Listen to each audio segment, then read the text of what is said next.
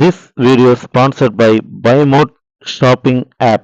BuyMote e-shopping application is one of the online shopping app now available on Play Store and App Store.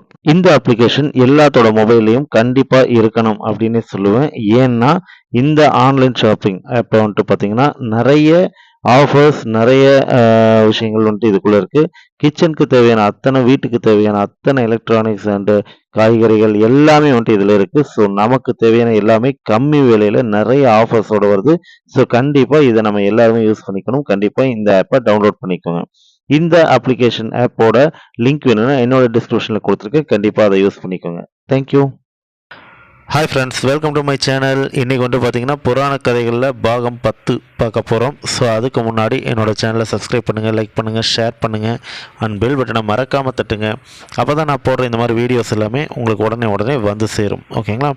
Okay, வாங்க உள்ளே போகலாம்.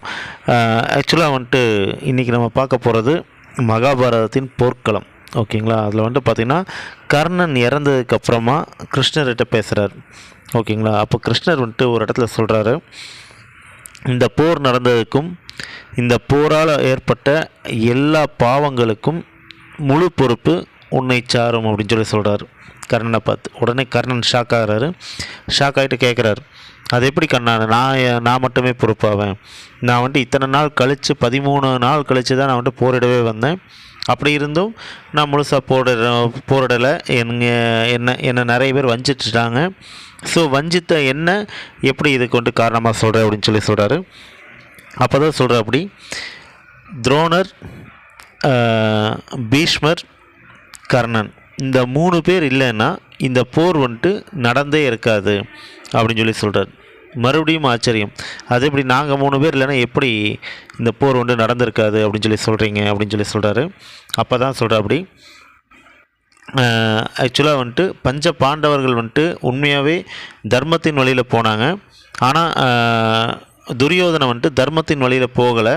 ஆனாலும் மரணமே வந்தாலும் எதிர்த்து நிற்கக்கூடிய வலிமை பீஷ்மருக்கு இருக்குது. ஓகேங்களா?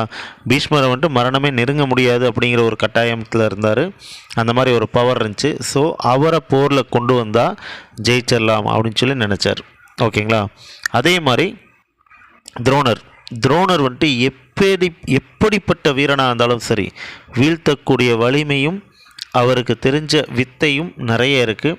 ஸோ அதனால் எப்பேற்பட்ட வீரனாக இருந்தாலும் வீழ்த்திடலாம் அப்படிங்கிற ஒரு நம்பிக்கை துரியோதனனுக்கு இருந்துச்சு. அடுத்து கர்ணன் வந்துட்டு பார்த்திங்கன்னா தேவர்களால் கூட வெல்ல முடியாத ஒரு பவர் வந்துட்டு உங்ககிட்ட இருந்துச்சு. அது கவச குண்டலம். அதுவும் இல்லாமல் உன்னோட திறமை. ஓகேங்களா? இது எல்லாமே வந்துட்டு பார்த்திங்கன்னா துரியோதனனுக்கு ஒரு போதையை தந்துருச்சு. அந்த போதையின் காரணமாக தான் இந்த போரே நடந்துச்சு. ஒருவேளை நீங்கள் 3 பேரும் இல்லை அப்படின்னா இந்த போர் செய்யக்கூடிய துணிவு துரியோதனனுக்கு கிடையாது, இந்த போர் நடந்திருக்காது. ஸோ இந்த போரில் வரக்கூடிய பாவ புண்ணியங்கள் அனைத்தும் உங்கள் 3 பேர்த்தை தான் சாரும், அதிலும் நீ முக்கியமான ஆள் அப்படின்னு சொல்லிடுறாரு. இது உண்மையும் கூட.